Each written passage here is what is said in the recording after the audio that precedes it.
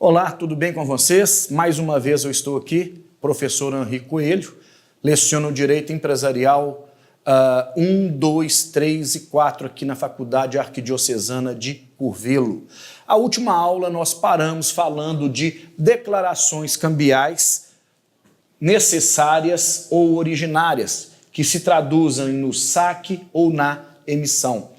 Falamos na última aula também que entraríamos agora nesta aula tratando das demais declarações cambiais, agora eventuais ou sucessivas. Vamos lá então. A primeira declaração cambial sucessiva e eventual que nós veremos hoje é o aceite. O aceite é uma declaração cambial eventual, sucessiva e facultativa, pela qual o sacado recebe a ordem contra ele dada pelo sacador para que ele, no vencimento do título, pague a soma prevista no título de crédito. O aceite é uma declaração eventual porque ela pode ou não ocorrer. Se o sacado se recusar a dar o seu aceite, isso gerará o vencimento antecipado da letra de câmbio e poderá o tomador cobrar o valor da letra de câmbio do sacador e dos demais devedores indiretos, caso exista. O aceite, meus amigos, é uma declaração cambial que não é obrigatória, ela é facultativa. Apesar do sacado estar vinculado ao sacador em uma outra relação causal, ele não é obrigado a se vincular cambialmente. Assim, ele não é obrigado a dar o seu aceite. Por isso, o aceite ser, ou daí o aceite ser uma declaração cambial facultativa. Ela também é uma declaração cambial não obrigatória, porque a não existência do aceite não invalida o título de crédito, a letra de câmbio, enquanto título de crédito.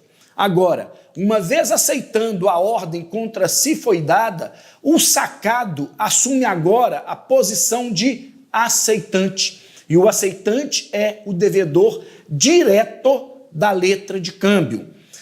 Ele, pagando esta letra de câmbio, irá exonerar todos os demais devedores indiretos, inclusive o sacador. O sacador, meus amigos, não é o devedor direto do título, ele é um devedor indireto. Agora, havendo a recusa do aceite por parte do sacado, ele se transforma no principal devedor da letra de câmbio.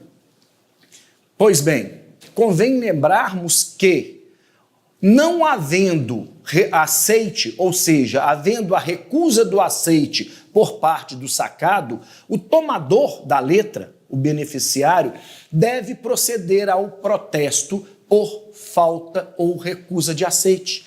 Qual a função desse protesto, gente? Segundo a LUG, a recusa do aceite, que poderá ser total ou parcial, leva ao vencimento antecipado do título. Assim, se a letra de câmbio tem uma data de vencimento, digamos que para dia 20 de dezembro, apresentada hoje ao sacado, dia 3 de... Apresentada hoje ao sacado, dia 3 de abril, e havendo recusa por parte do sacado em exprimir o seu aceito ou declaração equivalente, deve-se haver o protesto para comprovar essa recusa, de forma que possa o tomador cobrar antecipadamente, a partir de amanhã, após o protesto, dos devedores indiretos que existam nesse título, inclusive do sacador.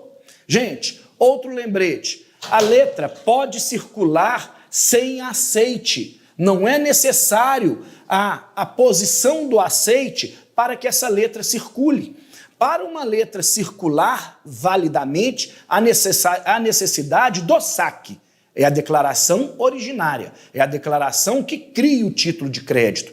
O aceite pode ser dado oportunamente pelo sacado, quando apresentado a ele o título pelo tomador ou por um mandatário seu. Agora, havendo a recusa, como nós falamos, comprovadamente, havendo a recusa e comprovada por protesto, gerará o vencimento antecipado dessa letra de câmbio.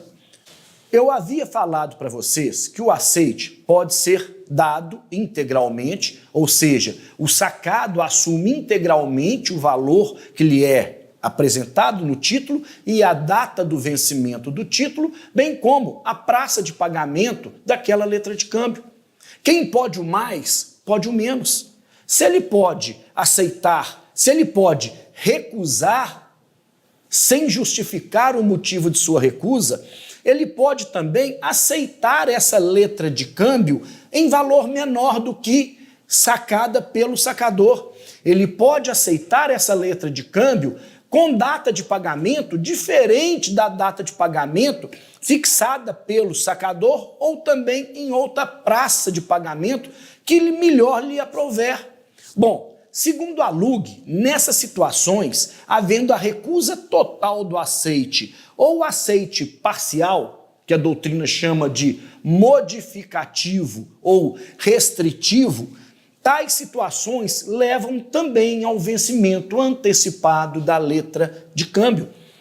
Por exemplo, é emitido ou é emitida contra a minha pessoa, por João, uma letra de câmbio, na qual João diz: pague-se vossa senhoria Henri a quantia de 10 mil reais ao tomador José na data de 10 de dezembro. Eu, no meu direito de sacado, mesmo sabendo que eu devo os 10 mil reais para o sacador, opto por uma questão de garantia, com medo de não ter na data do vencimento toda a quantia, por aceitar a letra de câmbio não por 10, mas por 5. Havendo o meu aceite nesses termos, ou seja, parcialmente, o título, a letra de câmbio, terá o seu vencimento antecipado, o que permite ao tomador executar o valor da letra de câmbio relativamente ao sacador.